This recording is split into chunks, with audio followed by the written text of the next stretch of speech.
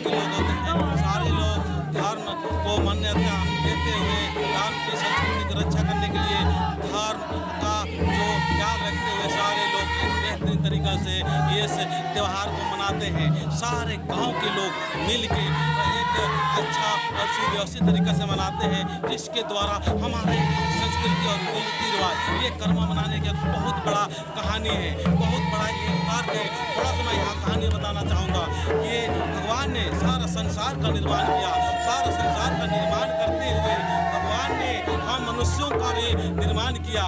2 स्त्री और पुरुष के रूप में सृजन किया और सृजन करने के बाद में हम सारे इंसान को एक 2 से अनेक हुए, अनेक से हम बहुत हुए। बहुत होने के बाद में गांव में एक बेहतरीन तरीक़ा से एक बड़ा रूप लिया और बड़ा रूप लेने के बाद में एक परिवार में ननका और ननकी 2 स्त्री और पुरुष थे। वो आपस में पति पत्नी के रूप में रहते थे और वो ननका ननकी बहुत अच्छा स्वभाव था, बढ़िया स्वभाव था, जिसके कारण वो पूरा गांव के लोग बहुत मानते थे, बहुत इज्जत करते थे, बहुत सम्मान करते थे और उनको एक बहुत अच्छा ही माहौल और अच्छा ही बना रखा था।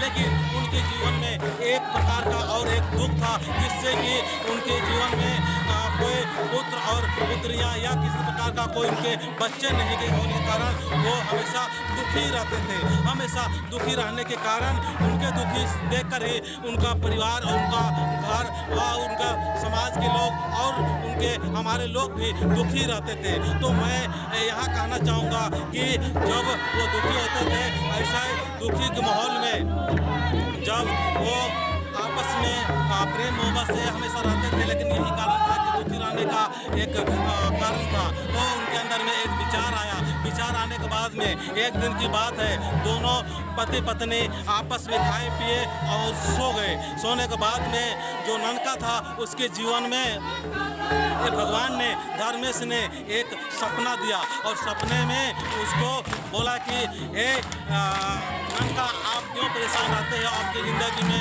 सब कुछ तो अच्छा और बेहतर है, लेकिन आप क्यों परेशान हैं? तो ननका ने बोला कि आपने हमें तो सब कुछ व्यवस्था और सब कुछ अच्छा देते जा रहे हो, परंतु हमारे जीवन में आप कोई पुत्र नहीं दिया, इसीलिए मैं परेशान हूँ। तो धर्मेश ने ये बताया, सारनामा ने ये बताया कि ठीक है, आपके जो दुख है, आपका जो तकलीफ है, जो परेशानी है, वो परेशानी को दूर हो जाएगा, लेकिन आपने जो अब मैं बता रहा हूँ उसके हिसाब से काम करना। फिर धर्मेश ने उस ननका को अपना बात का बताया कि आप शुक्ल पक्ष भादो एकादशी के दिन में इस प्रकार का करम पेड़ के पास में जाना, उस परम के पेड़ में मैं साक्षात्कार खुद मैं रहूँगा और वहाँ पर हो जाने के बाद में 3 डाली को लाकर, तीनों डाली को लाना, स्वागत करते हुए लाना और विधि पूर्वक अखरा में गाड़ना और इस गाड़ने के बाद में जो मन्नतें मांगना है, जो आपका समस्या है, जो दुख है, जो तकलीफ है,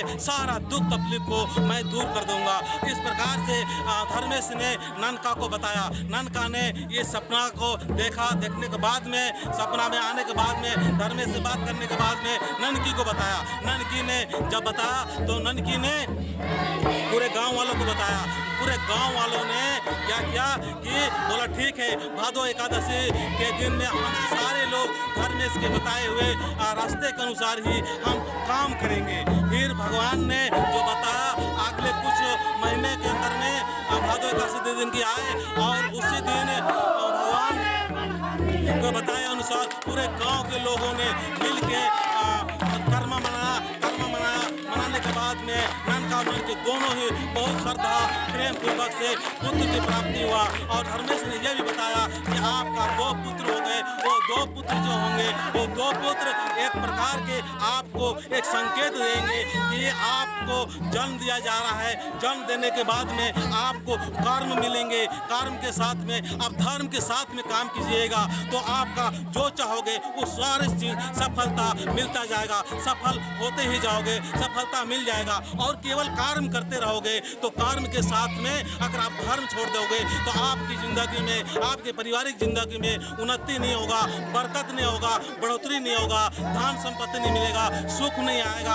आप क्या अब हमारे ननका ननकी की ज़िंदगी में हंसता खेलता बच्चा आने वाले हैं। तो कुछ दिन के बाद में फिर दो पुत्र का जन्म हुआ और दोनों पुत्र का नाम था कर्मा और धर्मा। उनको पूरा गांव वालों ने कर्मा और धर्मा नाम दिए। नाम देने के बाद में उनको बताया कि आप ये कर्मा और धर्मा केवल आपको ये संकेत करने का है कि आपने जो भी काम करना है, जो भी आपने रीति रिवाज करना है, या छोटा या बड़ा, सारा दिन तुम काम करते रहो, लेकिन साल में एक बार आप कर्मा पेड़ के पास में जाना और डाली को काट कर पूरे गांव को श्रद्धापूर्वक लाना। लेकिन ये जरूर आप ख्याल रखना कि काम करते हुए, तमाम तरह के काम करते हुए धर्म को जरूर मानना। धर्म जिस दिन आप भूल जाओगे उस दिन से आपकी ज़िंदगी में दुख और तकलीफ आना शुरू हो जाएगा। तो इसके बाद में जो कहानी बताया जाता है, वो कहानी जो बताया जाता है कर्मा और धर्मा। कहते हैं कि कर्मा एक बहुत ही ईमानदार और नेक था, धर्मा भी बहुत नेक और ईमानदार था,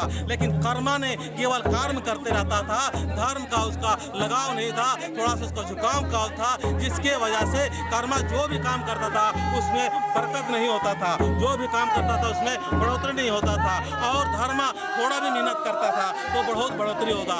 एक साल की बात है, एक साल की बात है, उस साल में उनके गांव में आसपास में अकाल सा हो गया, धन दौलत नहीं हुआ। धन दौलत नहीं होने के कारण उनके अंदर में एक विचार आया कि हमारा परिवार कैसे चलेगा, हमारा पालन पोषण कैसे चलेगा, हम लोग को कुछ न कुछ बाहर जाके हमको धन अर्जित करना चाहिए। यही विचार होने के बाद में कर्मा और धर्मा दोनों बाहर चले गए और प्रदेश चले गए। प्रदेश जाने के बाद में बहुत सारा धन और दौलत इकट्ठा किए। धन दौलत इकट्ठा करने के बाद में वो आने लगे और इतना धन दौलत हुआ कि बड़ा मुश्किल से ला रहे थे। तो गाँव से कुछ दूर के बाद में उन लोगों ने एक रात में रुके। वहाँ पर रुकने के बाद में कर्मा के विचार में कुछ इस प्रकार के गलत काम हो गया कि मेरा धन दौलत जाते है। तो फिर जो धर्मा जो था वो सुबह के टाइम में उसका पैकना के लिए गया। तो कर्मा ने उसका जो धन अर्जित किया हुआ कुछ धन को अपने अंदर ले लिया। उसी दिन से क्या है, थोड़ा सा विचार में गड़बड़ी शुरू हो गया।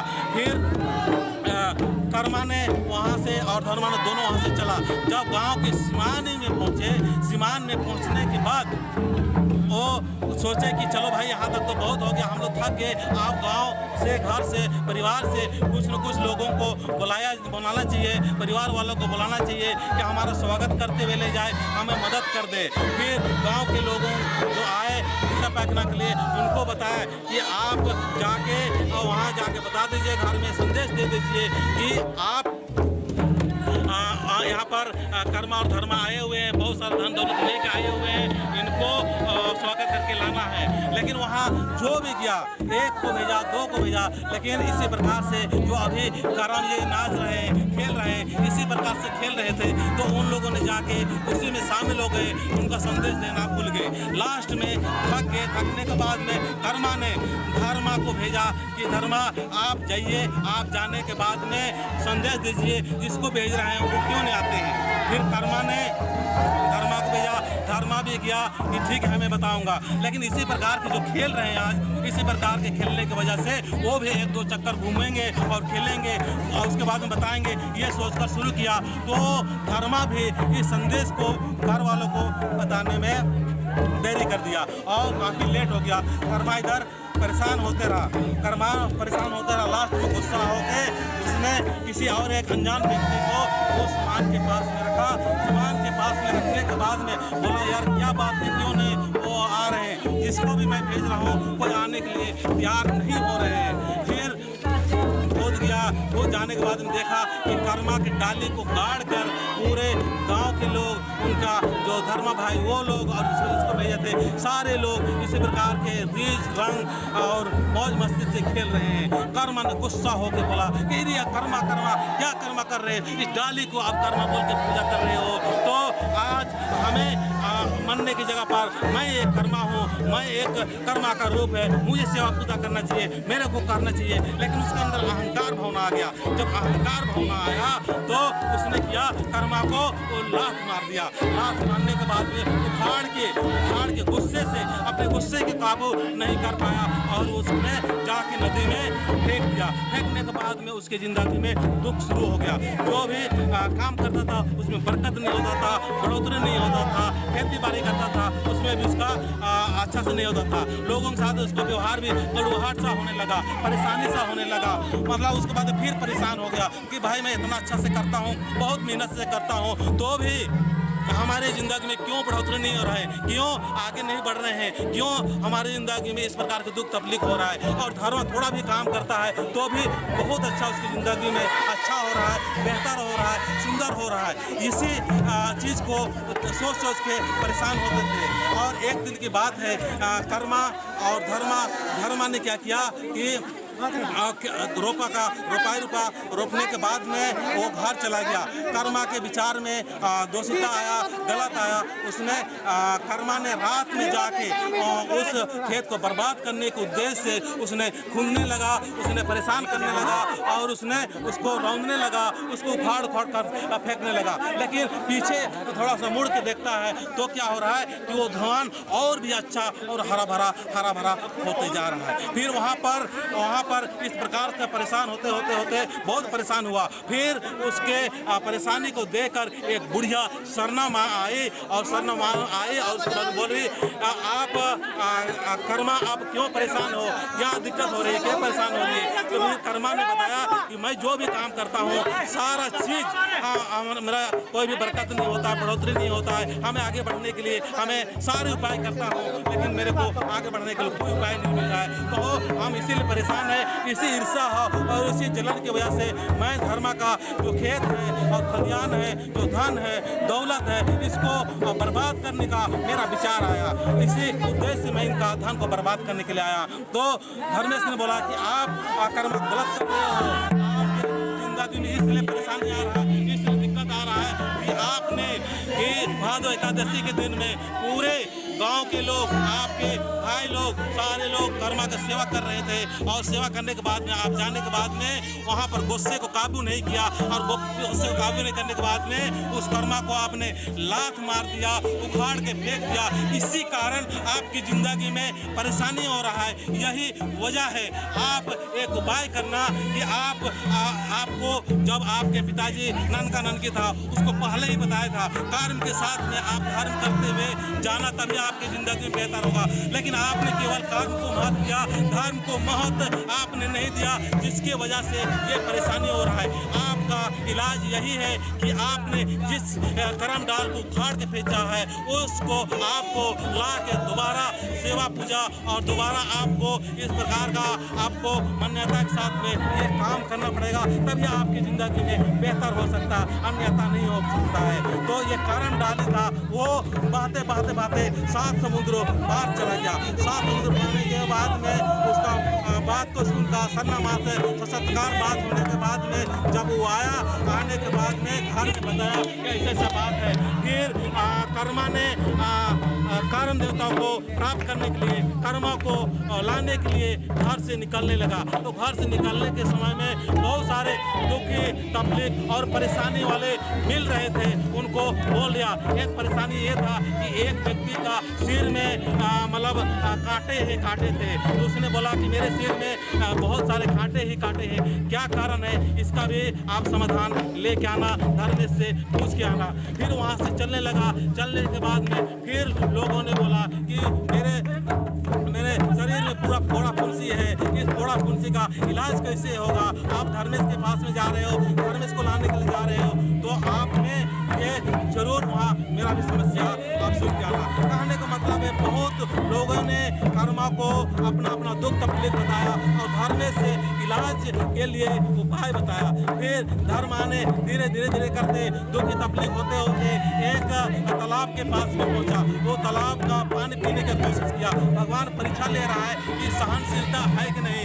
फिर वो पानी जैसे वो हाथ में उठाता है पीने के लिए, वो पानी में कीड़ा था, वो पानी भी नहीं पिया।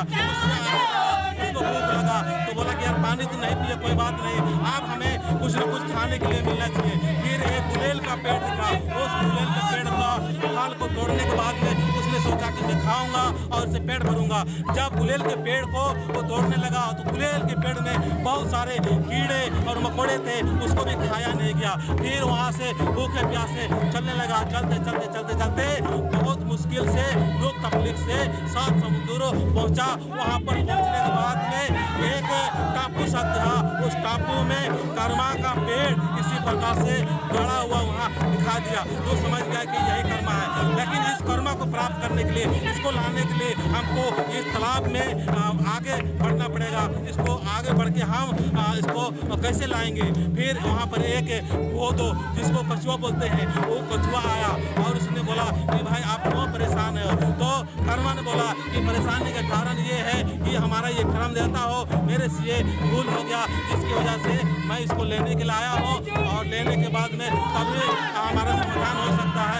इस उद्देश्य से वो उसको कछुआ ने उसको मदद करने के तैयार हो गया। ठीक है, मैं आपको मदद करने के तैयार हूँ, लेकिन मेरे पीठ में एक बड़ा सा पेड़ आया जिसकी वजह से मैं परेशान हूँ। तो आप करम देवता के पास जा रहे हो तो मेरा भी ये समस्या है कि समाधान लेके आना, ताकि मैं आपका ये काम कभी नहीं भूलूंगा। फिर वो गोदों ने उसको अपने पीठ में बैठाया और कर्मा को उस टापू में पहुँचाया। उस टापू पहुँचने के बाद में इसी प्रकार का एक कर्मा सा डाली से गड़ा हुआ था, वहाँ दिखाई दिया। तो देख के बहुत खुश हो गया।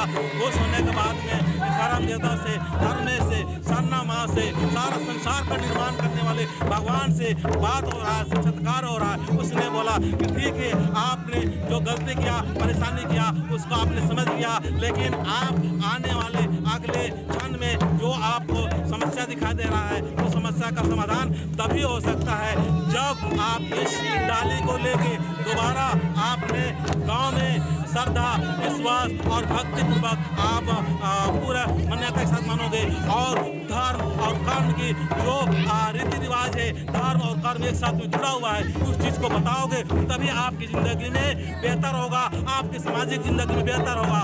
आज इस कहानी के माध्यम से सारे आदिवासियों को ये बताना चाहता हूँ कि कर्म के साथ साथ में धर्म को कभी नहीं भूलना चाहिए। धर्म भूलोगे तो आगे नहीं बढ़ पाओगे। तो कहानी का मतलब है कि हम आदिवासी लोग या कोई भी इंसान जिसने जन्म लिया, वो कर्म के साथ साथ में धर्म करेगा, तभी पवित्रता होगा। लोग अलग अलग नामों से धर्म इसको पुकारते हैं, कोई बात नहीं, धर्म एक ही है। संस्कृति अलग अलग हो सकता है, बातचीत अलग अलग हो सकता है, लेकिन हम सबका देवता, हम सबका धर्म एक ही है, वो चाहे किसी भी नाम से पुकारे। तो मैं इस कहानी के माध्यम से ये बताना चाहूँगा कि ये कर्म और धर्म दोनों का एक मिलन है, दोनों का एक समन्वय है, और इस समन्वय के अनुसार ही हम जो भी काम करेंगे, चाहे पढ़ाई लिखाई करेंगे, चाहे खेती बाड़ी करेंगे, सारे में सफलता और सफलता ही मिलता जाएंगे।